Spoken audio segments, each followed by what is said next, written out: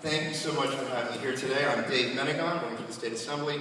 I'm going to take my 3 minutes to just give you a little idea about who I am, why I'm running for Albany, why I feel that I'm the best choice, and then we'll talk about the issues. We need people in Albany that can be effective. In my life, I've made a lot of decisions. I've been a businessman, a small business owner. I've been an activist for after-school programs for children, and I've also served in the armed forces doing 2 tours in Iraq. I'm the person that will get things done. I will be accessible to everybody in this community. I care very much, and I have the skills to be effective. What makes me effective is I'm able to get people to work together that are not predisposed to do so. Been a businessman, working for a major corporation, Xerox, still working there for 25 years, also been a small business owner. So I understand how fragile small businesses are, particularly here in Roosevelt Island. It took a long time for businesses to get their leases. The good news is you get a lease right away, but the bad news is you're going to double the rents.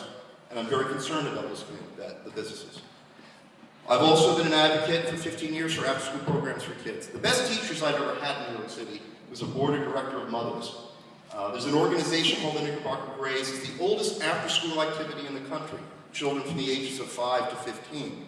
And we give them a series of experiences from very different families, low income, middle income, and higher income. They learn how to get along, they learn empathy.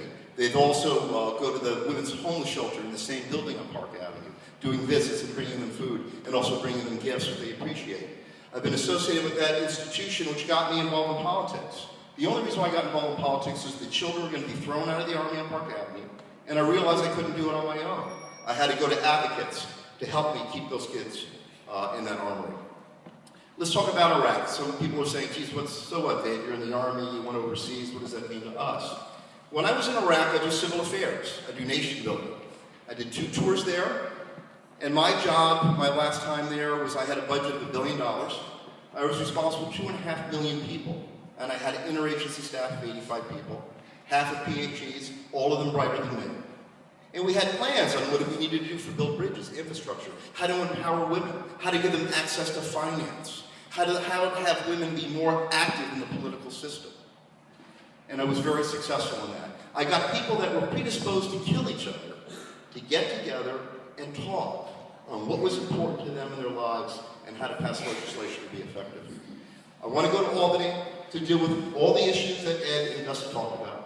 Affordable housing, 50-30-20 split. Also protecting our small businesses here in Roosevelt Island. Better transportation options here on the island. And one proof today for me is we need better transportation options is when everybody got off the subway at one stop, they saw all the politicians handing out the palm cards and everybody ran the gauntlet. So that's a good argument to have better options here. I want to thank everybody for your time. I look forward to answering your questions. And we'll get more into the details of what my strategic vision is for this island and how I will be effective for you in Albany. And thank you very much.